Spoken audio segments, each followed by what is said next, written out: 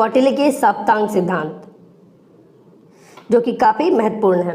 कौटिल्य के अनुसार राज्य का जो निर्माण है वो 7 अंगों से मिलकर हुआ है। कौन कौन से अंग हैं आपको चलिए बताता हूँ। देखिए, ये जो अंग है एक दूसरे से अलग होकर भी एक दूसरे से पूरक है, यानी कि जो 7 अंगों से मिलकर राज्य का निर्माण हुआ है, ये सातों जो अंग है एक दूसरे से काफ़ी अलग है लेकिन एक दूसरे से के पूरक है। मतलब कि एक अगर नहीं होगा तो दूसरा का कोई महत्व नहीं रहेगा। एक दूसरे का पूरक का ये मतलब हुआ, मतलब सातों एक दूसरे से अलग है लेकिन एक दूसरे के लिए सातों का होना आवश्यक है। इसलिए इन्होंने कहा कि एक की भी अनुपस्थिति में राज्य का निर्माण असंभव है। कौटिल्य ने राज्य की तुलना जो है 7 घोड़े से की है, मतलब ऐसे रथ से की है जिसमें 7 घोड़े लगे होते हैं। आपने देखा होगा जो इंद्र भगवान का रथ होता है, या फिर कई ऐसे रथ देखे होंगे टीवी पे कहीं भी, या फिर फोटो में आपने देखा होगा कि जो भगवान है या कोई राजा है ऐसे 7 जो है घोड़ों वाला रथ पे लेके चलता है। तो वो जो 7 घोड़े होते हैं वो रथ के लिए आवश्यक होते हैं और एक दूसरे के पूरक होते हैं। अगर कोई भी अगर घोड़ा ना रहे तो वो रथ ठीक से चल नहीं पाएगा। ठीक उसी प्रकार ये यहाँ कहते हैं कि जो 7 अंग है एक दूसरे के पूरक हैं। ठीक है, जो 7 अंग है एक दूसरे के पूरक है। चलिए, पहला जो इन्होंने बताया है, जो सप्तांग सिद्धांत में इन्होंने जो है पहला अंग बताया है वो है स्वामी, यानी कि राजा। राजा का होना राज्य के लिए काफ़ी आवश्यक है। क्यों आवश्यक है, चलिए हम देखते हैं। कौटिल्य ने राजतंत्र में राजा या स्वामी को प्रमुखता दी है, यानी कि जब भी राजतंत्र हो वहाँ पे राजा या स्वामी होना आवश्यक है। वह एक ऐसे प्रभु सत्ताधारी हैं जो किसी के प्रति उत्तरदायी नहीं है। वह अपने गुणों के आधार पर राज्य का संचालन करता है, यानी कि जो भी राजा होगा, जो भी स्वामी होगा किसी राज्य देश का, वो अपने गुणों के आधार पर राज्य का संचालन करेगा। मतलब कि अपने ताकत के अनुसार, अपनी बुद्धि के अनुसार वो जो है राज्य का संचालन करेगा और वह किसी के प्रति जो है जवाबदेही उनकी नहीं बनेगी। वो खुद में जो है प्रभु सत्ताधारी होगा। चलिए, राजा का जो भी व्यक्ति मतलब राजा बनेंगे उसमें कुछ गुण होने चाहिए जो कौटिल्य ने तय किए हैं। तो वो क्या गुण होने चाहिए? वो गुण ये होने चाहिए कि राजा जो है उच्च कुलीन होना चाहिए। उच्च कुलीन से इनका मतलब ये है कि राजा का जो जन्म हुआ है किसी उच्च जाति में वह होना चाहिए। देव गुण संपन्न होना चाहिए, मतलब भगवान से जो गुण, भगवान में जो गुण होते हैं उनसे मिलता जुलता इनका गुण होना चाहिए। धर्मात्मा होना चाहिए, किसी भी प्रकार का दुराचारी नहीं होना चाहिए। धर्म के कार्यों में ये लिप्त होना चाहिए। बुद्धिमान होना चाहिए, सत्यभाषी, सत्य बोलने वाला होना चाहिए, दानी होना चाहिए, विनयशील होना चाहिए और अनुशासनशील होना चाहिए। ऐसा राजा नहीं है कि जिसको पूरा राजपाट दे दिया जाए और वो शराब ये वो में उड़ा दे। मतलब उसमें जो है अनुशासन होना चाहिए, अनुशासनशील होना चाहिए राजा, या फिर कहें तो स्वामी। और संयमी होना चाहिए, किसी भी चीज़ को लेकर काफ़ी हड़बड़ाए नहीं और कोई भी चीज़ करने से पहले थोड़ा संयम बरते, थोड़ा सोचे समझे और तभी किसी चीज़ के बारे में वो फैसला ले। ऐसा इन्होंने क्यों कहा? क्योंकि इन्हीं गुणों से जो है लोग आकर्षित होते हैं और इन्हीं गुणों के द्वारा राजा अपनी प्रजा और अन्य राज्यों के निर्माण पर नियंत्रण कर सकता है। और इसके बाद इन्होंने कहा राजा जो है तर्कशील, विवेकशील और यथार्थवादी होने चाहिए। राजा शौर्य, निपुणता और तत्परता के गुण से युक्त होने चाहिए।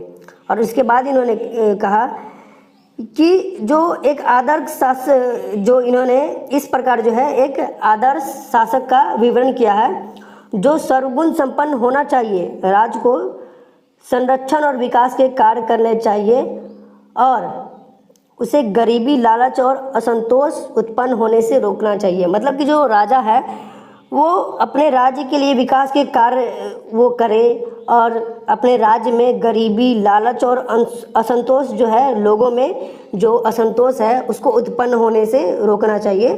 तो इस प्रकार जो है कौटिल्य ने एक आदर्श शासक की जो है विवरण दी है। चलिए, दूसरा जो अंग है राज्य के प्रमुख अंग, वो है आमत्य। आमत्य का मतलब जो है प्राचीन काल में मंत्री से माना जाता है। आमत्य मतलब मंत्री। तो दोस्तों आमत्य जो क्या होते हैं, मतलब जो मंत्री होते हैं वो राज्य की आंखें होते हैं। मतलब जो राज्य जो देखते हैं, राजा जो देखते हैं, या फिर जो सब जो नियंत्रित करते हैं राजा, वो मंत्री के द्वारा ही करते हैं। इसीलिए जो कौटिल्य ने कहा है कि आमत्य राज्य की आंखें होते हैं। आमत्य कानूनों का निर्माण और कानूनों को लागू करने के लिए महत्वपूर्ण होते हैं।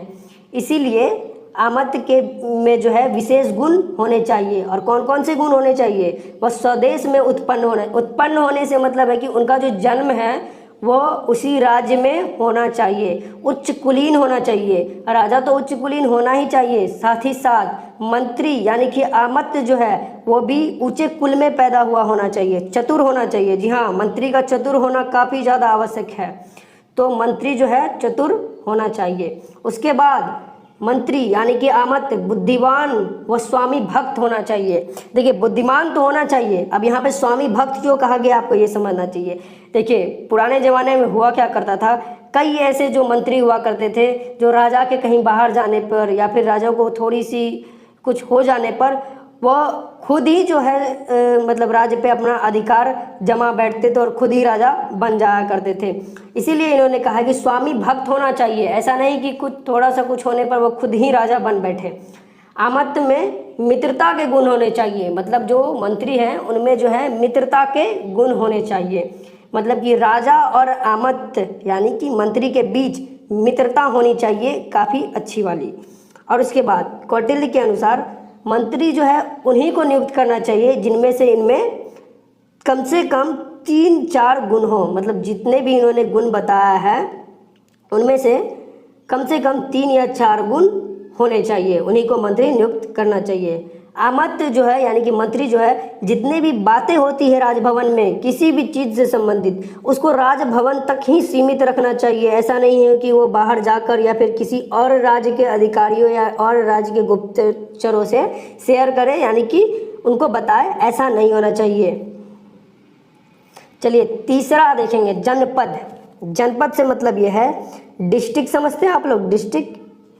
तो जनपद का मतलब होता है डिस्ट्रिक्ट, मतलब कोई भी जो एक क्षेत्र होता है जिसमें कोई विशेष अधिकारी उस मतलब एरिया का जो है मालिक होता है, एक तरह से कहे तो उस एरिया का जो है कानून व्यवस्था या फिर कह ले और भी कई विकास के कार्य का जो संचालन करता है, तो वो जैसे डीएम हुआ तो वो डिस्ट्रिक्ट मजिस्ट्रेट। तो उसी तरह ये हम बोलेंगे जनपद का मतलब यहाँ पे डिस्ट्रिक्ट से है। तो कौटिल्य के अनुसार जो है राज्य का दूसरा अंग जनपद है, जिसमें जनसंख्या और भूमि को सम्मिलित किया जाता है। उसके अनुसार आदर्श जनपद में निम्नलिखित गुण होने चाहिए। तो जनपद के भी कुछ आदर्श गुण जो है आदर्श जनपद के निम्नलिखित गुण होते हैं, जिसमें इन्होंने बताया है निवास स्थान के लिए पर्याप्त भूमि होनी चाहिए। जनपद मतलब ऐसा होना चाहिए जो बड़ा होना चाहिए जिसमें रहने के लिए काफ़ी पर्याप्त भूमि हो, जमीन हो, जिसमें लोग घर बना के रह सके और उचित व्यवसाय प्रदान कर सके। मतलब जनपद ऐसा हो जो लोगों को व्यवसाय प्रदान कर सके, जिससे लोग अपनी रोजी रोटी चला सके। पड़ोसी राज्यों की निगरानी की जा सके। जी हाँ, पुराने ज़माने में ये काफ़ी प्रचलित था कि जो लोग हैं अपने पड़ोसी, अब पुराने ज़माने की हम क्या बात करें, अभी भी अगर आप देखेंगे तो कई ऐसे देश हैं अपने देश को छोड़कर हमेशा पड़ोसी पे ही लगे रहते हैं कि हमारा पड़ोसी क्या कर रहा है क्या नहीं कर रहा है, और अपने देश को जो है आगे ले जाने के बजाय पड़ोसी के ऊपर ही हावी हुआ रहते हैं, टेररिस्ट भेजते हैं। जी हाँ, मैं पाकिस्तान की बात कर रहा हूँ। आप देखेंगे एक ना एक जो टेररिस्ट वो कश्मीर में भेज देते हैं, कुछ भी करते हैं, हालांकि वो अपने ही भुखमरी से अपने देश में मर रहे हैं, जूझ रहे हैं, लेकिन अपने देश में ध्यान देने के बजाय वो पड़ोसी राज्यों पे ध्यान दिए हुए हैं। खैर वो अलग बात है, उस पर हम कभी डिटेल में चर्चा करेंगे। चलिए आगे देखते हैं। वन्य जीवों की रक्षा हो सके। मतलब जनपद ऐसा होना चाहिए जिसमें वन्य जीवों की रक्षा हो सके। उपजाऊ कृषि भूमि और मतलब उपजाऊ कृषि भूमि उसमें होने चाहिए और साथ ही जिसमें खनिज भी उपलब्ध हो सके। जल मार्ग तथा स्थल मार्ग दोनों होने चाहिए। तो इस प्रकार जो है कौटिल्य ने बताया है कि जनपद ऐसा होना चाहिए, राज्य ऐसी भूमि पर होनी चाहिए जो मानव के सभी आवश्यकताओं को जो है पूरा कर सके। चौथा देखेंगे हम दुर्ग यानी कि किला।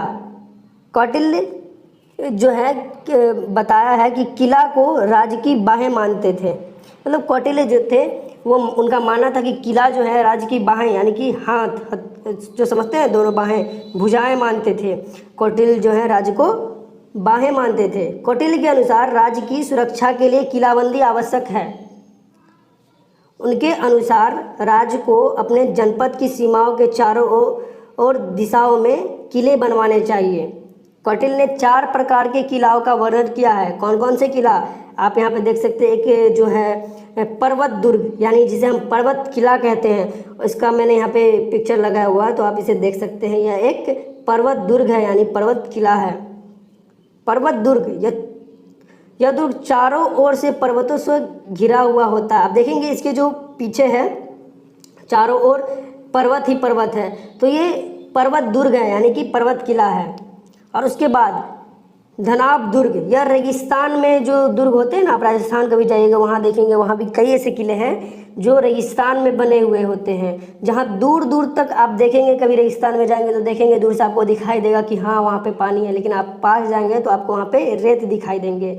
तो ये होते हैं धानबंद दुर्ग यानी कि रेगिस्तान में जो किले बने हुए होते हैं उसे हम धानबंद दुर्ग कहते हैं। उसके बाद जो होता है वन दुर्ग यानी कि जो दलदल तथा कांटेदार झाड़ियों से घिरे होते हैं, ये वन दुर्ग कहलाते हैं। उसके बाद होता है औद्योगिक दुर्ग, चारों ओर से पानी से घिरा होता है यह औद्योगिक दुर्ग। उसके बाद आता है जो सप्तांग सिद्धांत में जो है 5वां अंग जो है राज्य का वो होना चाहिए कोष यानी कि खजाना। और काफ़ी इम्पोर्टेंट भी, क्योंकि अगर खजाना नहीं होगा तो राज्य चलेगा कैसे। तो कोष जो है राजा के मुख के समान है, यानी कि जो खजाना होता है वह राजा के मुंह के समान होता है। ये कौटिल्य का मानना है। कौटिल्य का कहना है कि खजाना राज्य के लिए आवश्यक है। और खजाना कैसा होना चाहिए?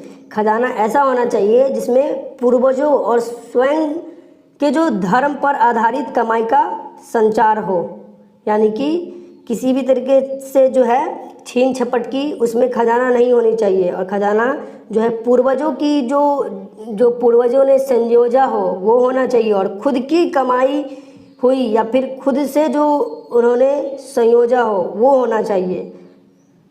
और उसके बाद हम देखेंगे कोष यानी कि खजाना में सोना, चांदी, नकदी और रत्न होने चाहिए। और ये क्यों होने चाहिए? क्योंकि आपदा के समय प्रजा की इससे रक्षा की जा सकती है। उसके बाद कोष यानी कि खजाना में वृद्धि के लिए राज्यों को अनैतिक साधनों का प्रयोग नहीं करना चाहिए। जैसा कि मैंने अभी आपको बताया, किसी भी प्रकार का छीन झपट या फिर किसी तरह अनैतिक साधनों का प्रयोग खजाना में वृद्धि करने के लिए राज्य को नहीं करना चाहिए। राज्य को कोष में वृद्धि करने के लिए कर लगाने चाहिए। कई ऐसे कर हैं जो राज्य लगा करके अपनी खजाना में वृद्धि कर सकते हैं, जैसे कि भूमि कर हो गया, बिक्री कर यानी कि जो लोग व्यवसाय करते हैं उनके कर। जैसा कि मैंने आपसे पहले बताया कि मनु को लोग क्या करते थे, अपने व्यवसाय का 10वां भाग दे देते थे। और जो है जो किसान लोग हुआ करते थे, जो खेती किया करते थे, वो लोग अपने जो 1/6 भाग यानी कि 6ठा भाग जो है अपने व्यवसाय यानी खेती का वो दे दिया करते थे। उसी प्रकार अपने जो राजा को जो है अपने जो कोष में वृद्धि करने के लिए विभिन्न प्रकार के कर लगाना चाहिए। आयात निर्यात कर लगाना चाहिए, लेकिन कर अचानक नहीं लगाने चाहिए। अब ऐसा भी नहीं होना चाहिए कि कर अचानक रातों रात उठे, सो के उठे, रात में सुबह हुआ उठे और उसके बाद अचानक से कर लगा दिए कि हाँ आज से ये कर लागू किया जाता है, आज कर इतना बढ़ गया। ऐसे नहीं करना चाहिए, उसके लिए थोड़ी समय देनी चाहिए। तो काफ़ी नैतिक तरीके से इसको भी चलाना चाहिए। और कर भी कुछ अधिक नहीं होना चाहिए। कर भी जो है उतना होना चाहिए कि जितना लोग खुशी खुशी दे दे और जो राज्य के हितों में भी हो और लोगों के हितों में भी हो, यानी दोनों के हित में कर होना चाहिए। उसके बाद हम देखेंगे दंड, यानी कि सेना, यानी कि आर्मी जिसे हम कहते हैं, तो इसका होना राज्य के लिए काफ़ी ज़्यादा आवश्यक है। अब ऐसा क्यों? क्योंकि देखिए, मान लीजिए अगर आर्मी राज्य में कोई सेना ही नहीं रहेगी तो कोई भी विदेशी आक्रमणकारी या कोई भी दूसरा राज्य आपकी राज्य में घुस जाएंगे, आपके राज्य में लूटपाट मचाएंगे और अपना स्वामित्व जो है आपके राज्य में स्थापित कर लेंगे। तो इसलिए राज्य में जो है सेना का होना काफ़ी आवश्यक है, और सिर्फ बाहरी आक्रमणकारियों से बचाने के लिए नहीं, जो सेना होना चाहिए वो काफ़ी तरह के जो विवाद हैं लोगों के बीच में भी हो जाते हैं, दंगे हो जाते हैं, कुछ भी हो जाते हैं, तो आंतरिक जो शांति बनाए रखने के लिए, राज्य की जो है आंतरिक शांति व्यवस्था बनाए रखने के लिए सेना जो है आवश्यक है। इसीलिए कौटिल्य का मानना है कि सेना राज्य की मस्तक होती है। सेना के माध्यम से राजा विदेशी आक्रमणकारियों से रक्षा कर सकता है तथा आंतरिक व्यवस्था जो है वह बनाए रख सकता है। अब सेना में भर्ती भी वंशानुगत आधार पर होनी चाहिए, मतलब कि जो सेना में जो लोग भर्ती होते हैं उनका भी भर्ती वंशानुगत आधार पर होनी चाहिए। मतलब कैसे वंशानुगत आधार पर? मतलब कि जो ऐसे सैनिक युद्ध कौशल से जो है परिचित होते हैं, ऐसे लोगों को सेना में डालना चाहिए, ऐसे जो जात के लोग हैं, मतलब कि क्षत्रिय लोगों को सेना में डालना चाहिए जो पहले से ही युद्ध कौशल से काफ़ी परिचित हो, जो सामर्थ्य हो, जिसमें सामर्थ्य हो दूसरे सेना से लड़ने के लिए, दूसरे राज्यों की सेना से लड़ने के लिए। तो ऐसे लोगों को जो है सेना में भर्ती देनी चाहिए। सेना में जहाँ तक हो सके, देखिए यहाँ पे इन्होंने कहा है जहाँ तक भी हो सके क्षत्रिय लोगों को ही भर्ती करनी चाहिए।